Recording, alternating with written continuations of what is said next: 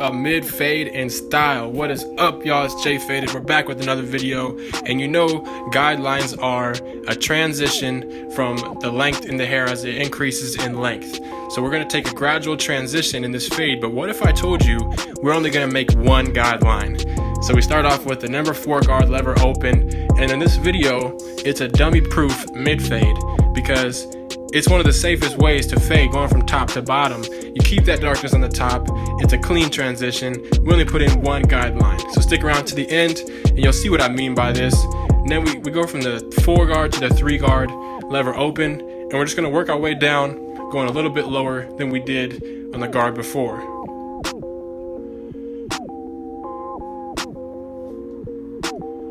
So a fade haircut is a gradual transition in length as it increases from no hair at the bottom to the hair on the top. And you know, this is a framework of a fade. So when you're creating guidelines and you're switching guards, it's all about the texture of the hair. Now we have a number 2 guard as we blend it into the number 1 guard with the lever open, and then we close the lever.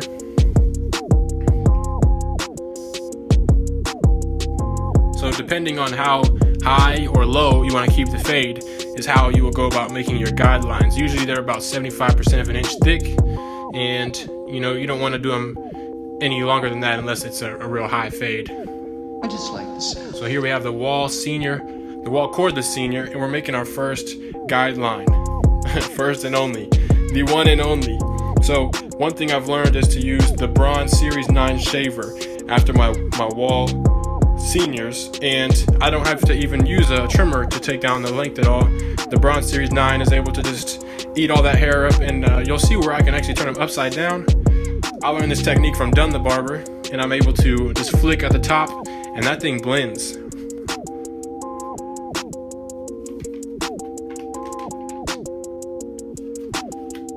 And this is the cleanup and the transition area at the very bottom of the fade. It's very crucial to get this clean.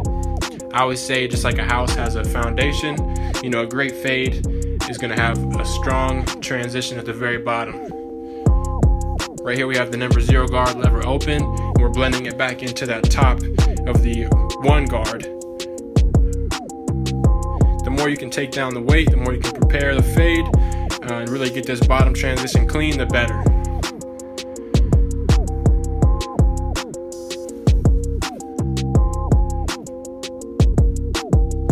We have the Apprentice T outliner trimmers. We're going to go ahead and get them lined up.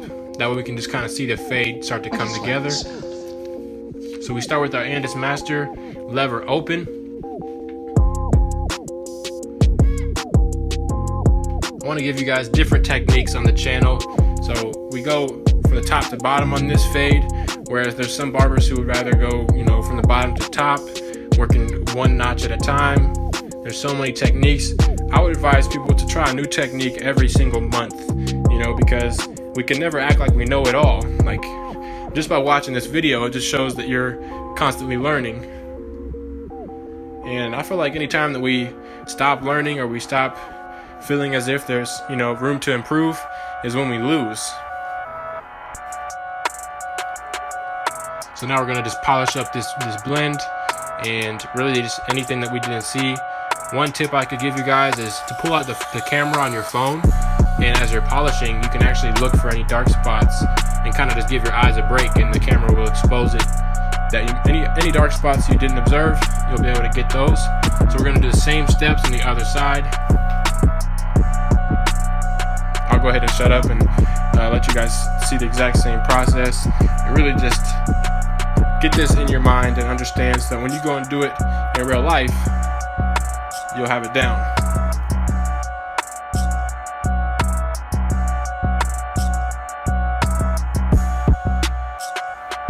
And so because we're staying consistent and we're always learning, we're able to just develop those habits and get that incremental progress. That's really what takes us to the next level, having a pattern of consistent clipper strokes, you know, and having a pattern of a continuous movement as we're staying fluid, you know, we're in our flow all the way across these lines that we're making. You know, it's a huge key to blending. It's just being consistent with your strokes, with the direction that you're fading the hair. You know, you always want to fade against the grain to get the best results. And now I have the number 1 guard lever open. A lot of times I'm going to start with the lever open.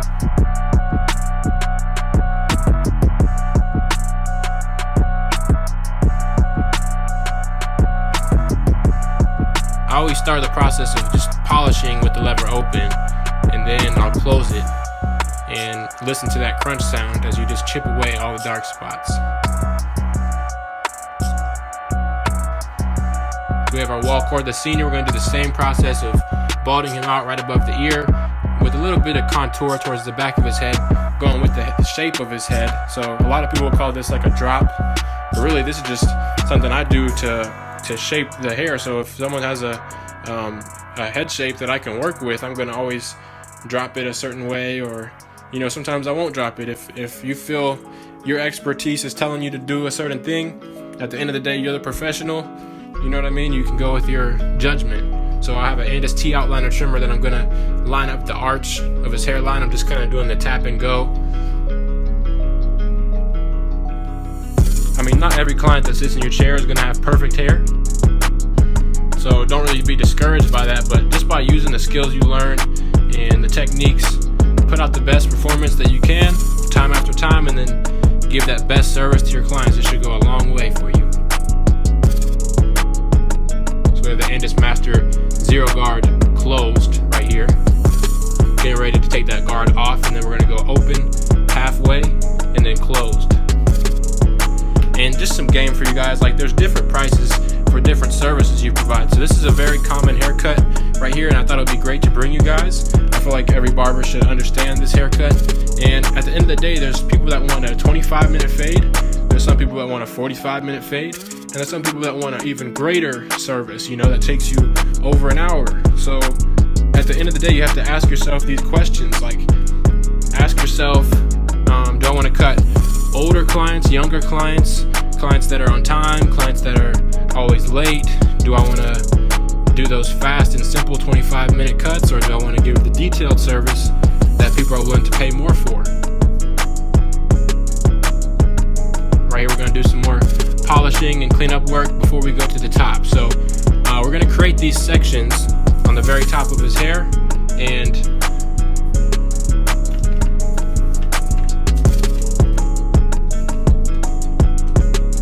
right here I do a client consultation. So I ask him, how much of this hair do you want to keep? And then we make eye contact, look in the mirror, understand how much hair he wants to take off. It's really important to be on the same page, because that hair, once you cut it, it's gone.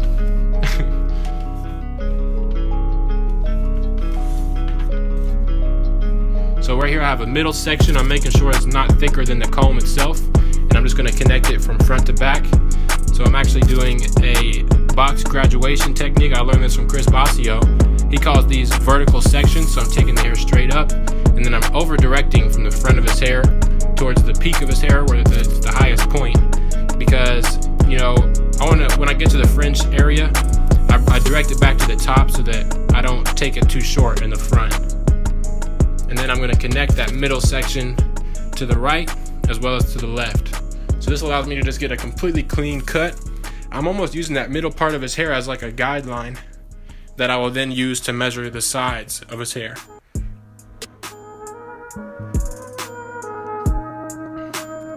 And guys, I always encourage you to practice on mannequins, practice on family, whatever you do. If you're not comfortable with something, just don't run from it. Whatever you do, go ahead and practice it, and just have that persistence to get better at it. Turn your weaknesses into your strengths. Take the same ideology of that into your haircuts. So the definition of a cross check is to go from side to side instead of going from front to back.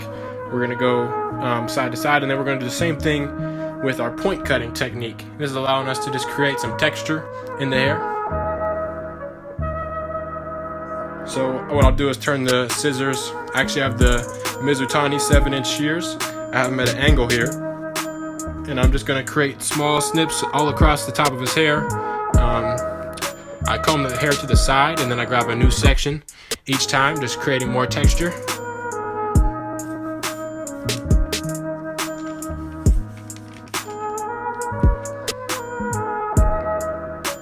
We do some more polishing and cleanup work, and this is just going to set us apart from, other services out there where some barbers aren't going to take that extra time to thin out the dark spots, and those are the questions you got to ask yourself. What type of client do I want, and then where can I find more of these clients?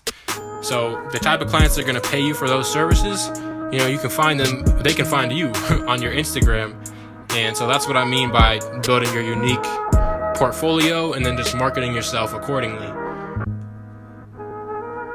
Right here I have the straight razor. I'm holding it at an angle so that I'm not irritating the skin at all, making sure to stretch the skin as well.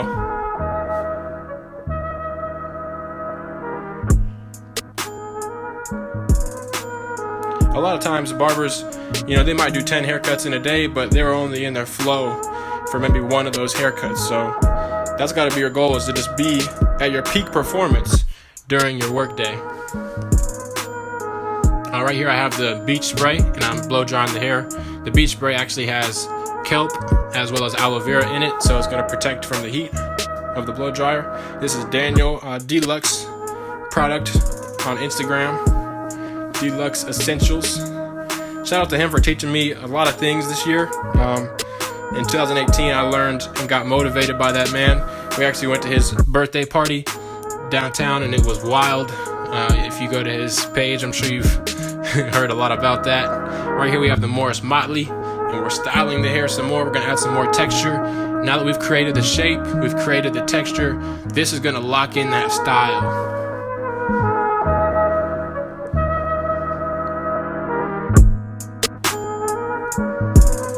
Keep investing yourselves, your time, keep investing time into getting familiar with these new techniques, because we can never get too comfortable with anything, or act like we already know it all, because there's always room for improvement. The new crop style haircuts, there's always new styles coming into the industry, and if you're not learning and applying pressure, you're falling off, and that's just the facts of it. It's hard to keep up if you're not consistently learning every day.